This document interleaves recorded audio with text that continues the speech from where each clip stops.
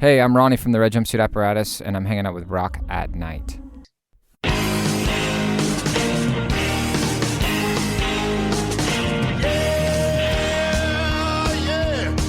you ready? Hey, tonight I'm gonna take you on a little trip. We're going down south by the mighty Mississippi. I'm gonna take you to a place where lights never dim. Bring your mother, your brother, and your best friend. I'm gonna show you where they dance out in the street. They'll tell you all about your body heat. I'm not gonna talk about it, just gonna do it. Get on down if you feel up good. Get on down. Here we are at the Kraken Fest, Orlando. It is February 19th, and there's a lot of loud music going on. A couple things I wanted to ask you. I was really curious. Your band originally is from Middleburg, Florida. Is that correct? That's close to Orlando. Very close. Orlando's like a second home to us. This is one of the very first places we used to play on weekend runs when we all still had real jobs, so it's always going to be a good time when we play Orlando. Middleburg, when I lived in Gainesville, I used to pass through Middleburg going to Jacksonville. What was it like growing up there? And here you ended up in a rock band. Funny you would mention Gainesville because I used to go over there on the weekends to hang out with my friends who did the smart thing and went to college, because a lot of people who went to Middleburg High School got into Gainesville. So I got to go hang out there and see what it was like. I decided to take a more rock and roll path, but it was cool growing up in Middleburg, in my opinion, because it was a small town. Everybody did know everybody, and there was not a lot of distractions. There was not really much going on, which gave me time to just jam with the band. You know, my living room didn't have any furniture. It was all musical gear, PA, drums, guitar cabs. So it was just something that I was just a 24/7 musician. And that's just, and it came before everything else. And I don't know if I'd have been able to accomplish that in a town other than one like Middleburg. So really you had no distractions. You did it to keep busy, and you met other like-minded people there. Right. I mean, if you came to my house, even if you weren't in my band, chances are you were a band member of some sort, of some other band that I was friends with. I mean, we were always jamming with everybody all the time. It was a very kind of open door karaoke bar almost. You know, this is, when I moved out and got my own place. So it was cool. It was like a meeting ground for all kinds of local musicians, and a lot of people still remember that. Now, right now you're at Kraken Fest.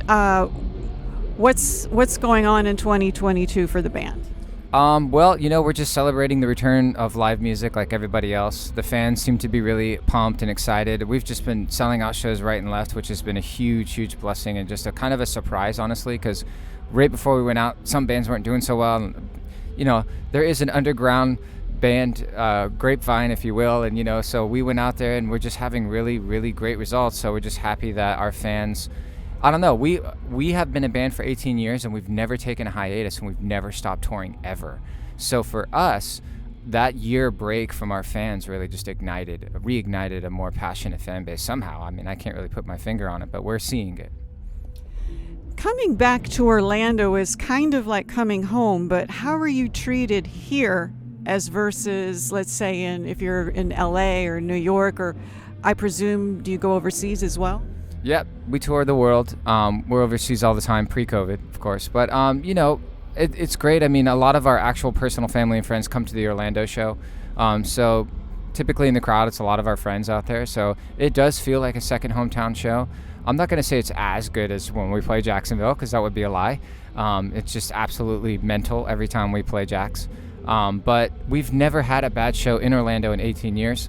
But all of our favorite punk rock clubs are closed now. So we haven't really done an Orlando headlining show in a couple years because we've been playing Kraken. This is our third Kraken festival in a row. We're happy to be back. So, it's either house or blues or nothing, and we're used to that underground Orlando punk rock scene, and it's just kind of unfortunately gone. So we're just waiting for that next cool CBGB's type, and then we'll go hit that. Do you have a favorite venue or place to visit when you guys tour? I do. I mean, I actually live in California. I've been there for 7 years now, but my favorite venue to play is actually still currently in Jacksonville, Florida, called the Murray Hill Theater. And my other favorite venue is also in Jacksonville called Jackrabbits. So, I mean, that was the first club we ever really blew up in, and every band you've ever heard of played there, and it's still awesome. And then the Murray Hill is where we play now, which is kind of the same thing, but bigger scale. Do you have any questions? Yes, this is Vlad. There's a tradition of bands that have emerged from the northeast part of Florida, new metal and so on. You guys are really the most current proponent of that, or the outgrowth of that. What really drives, if you're from your assessment, what really catalyzes that kind of signature sound from northeast Florida? Because you don't see that elsewhere in the state. You're right. That's very observant. And I think we just tried to learn from bands that came before us. We were fans of bands like Limp Bizkit, who's from Jacksonville. We thought it was the coolest thing in the world when they made it. And, a lot of people might have, talked crap about it, but they were hometown heroes. Any kid who was a musician who knew, wow, these people actually lived here. They shopped at this Walmart, you break it down in your mind to that level. So it's a huge victory for somebody like us. And then, Shinedown has members from Jacksonville as well. So that's a kind of heavy band as well. And we're just surrounded by it. Jacksonville loves heavy music. So really we're a pop punk band who learned to evolve, so we became what is now known as post-hardcore.